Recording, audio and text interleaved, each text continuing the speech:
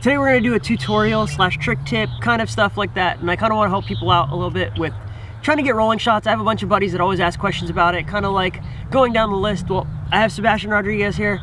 He's the creative director of Tuner Evo. He shot some of the most amazing rolling shots that you've seen around the internet, Instagram, whatever. He's got a super big portfolio. He shot stuff for Rolls Royce, he shot stuff for Super Street, shot stuff for Tuner Evo, all of the above. And he's gonna kind of give some of his tips and some of his tricks to what he's doing. So first, let me just show you a couple of pictures that he shot.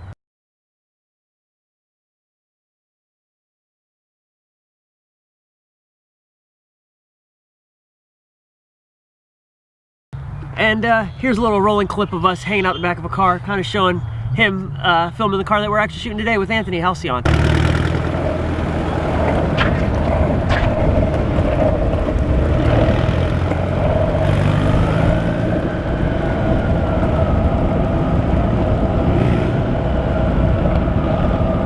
So first up, do you have a specific type of vehicle that you like to use for rolling shots? Yeah, 2016 and up Dodge Caravan, specifically the GT model, because it takes flex fuel and it's peppier. It helps. It has a stow and go seating, which is really good for like jumping between the hatch and then the side door. And that's where the seat goes down and it becomes flat. Yeah. So the whole back becomes flat. It's good for hauling gear, and it's good once you're shooting rolling shots. It's good for just jumping between the hatch area, the door area. It's peppy. The GT model, I don't know, but it's peppy. It handles well. Like we were able to keep up with like pretty quick cars and like do stuff that other minivans can't do. So yeah. Right. And it does mean burnouts. Don't ask me. Right. Hashtag sponsor us, Dodge, please. Thanks. Yes, please. Right. the vehicle. I'll tattoo Dodge on my ribs, just like the dude from Donut for 10K. Right. So yeah, no. All right. So moving forward, do you have a certain shutter speed and f-stop that you like to start with? I mean, I personally try to keep it at least under 140. Like 140th will be like my starting point. Like how I learned how to take rolling shots was this photography book in my photography 1 class in college, and they showed like a go-kart in motion and then different shutter speeds, and then after 150th is when it started getting blurry. So that's how I understood motion.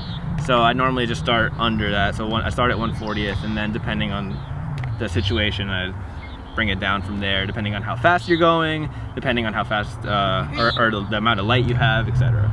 A lot of people always say like there's like a mile/hour rule and whatever else. Yeah, like if you're going 40 miles an hour, start at 140th or something like that. Yeah, like, and if you're going 60, going 160th. Yeah. That works sometimes too. Sometimes it's kind of weird. I mean, if you're going 100 miles an hour with your buddy, probably shouldn't be hanging out the window shooting photos.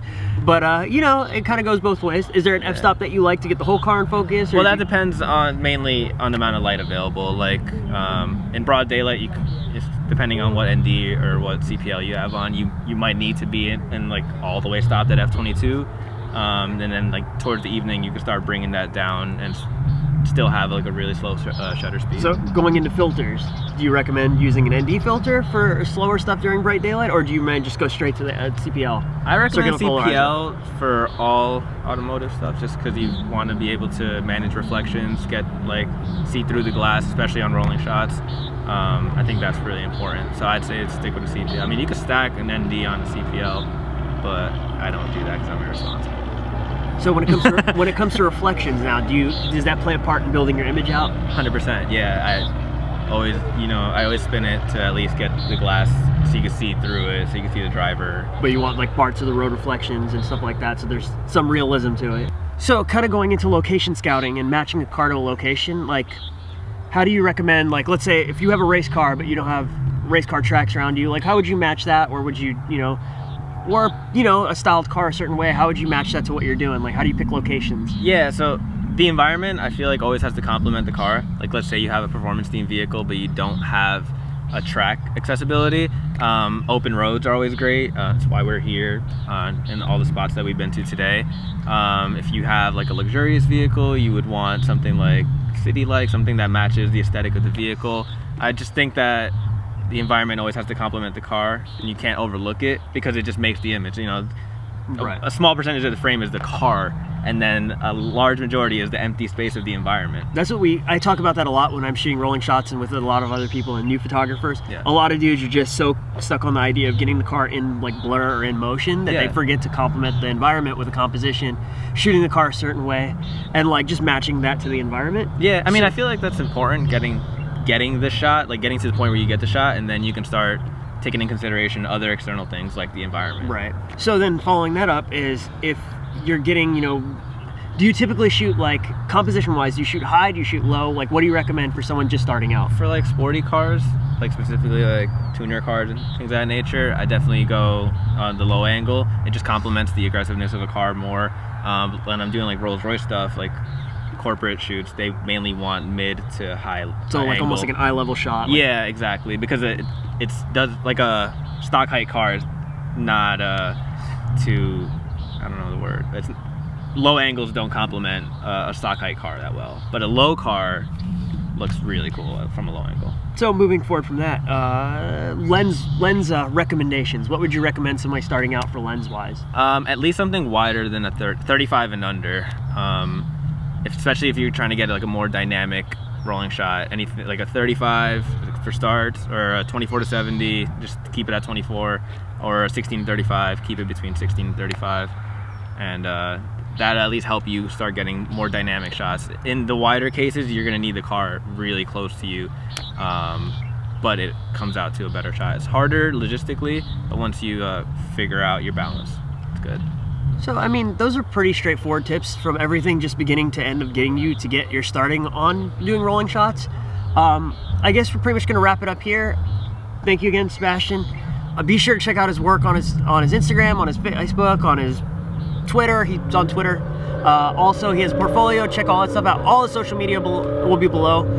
There's a dude doing a pull in the background. And yeah, that's pretty much it. Thank you guys for watching.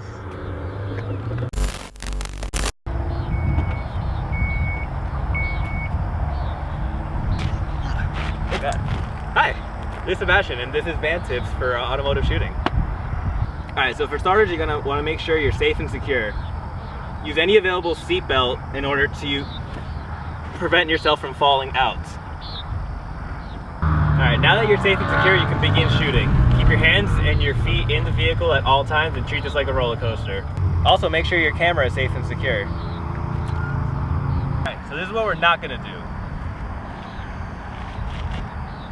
Don't do this. Or this. Or this. Or this. And definitely don't do this. More reason why not to do this. Bonus tip. Make sure you tell your van driver to go the same speed as the vehicle you're shooting. This is essential for shooting rolling shots in order for them to come out sharp. Brandon, we're gonna keep this like around 25, okay?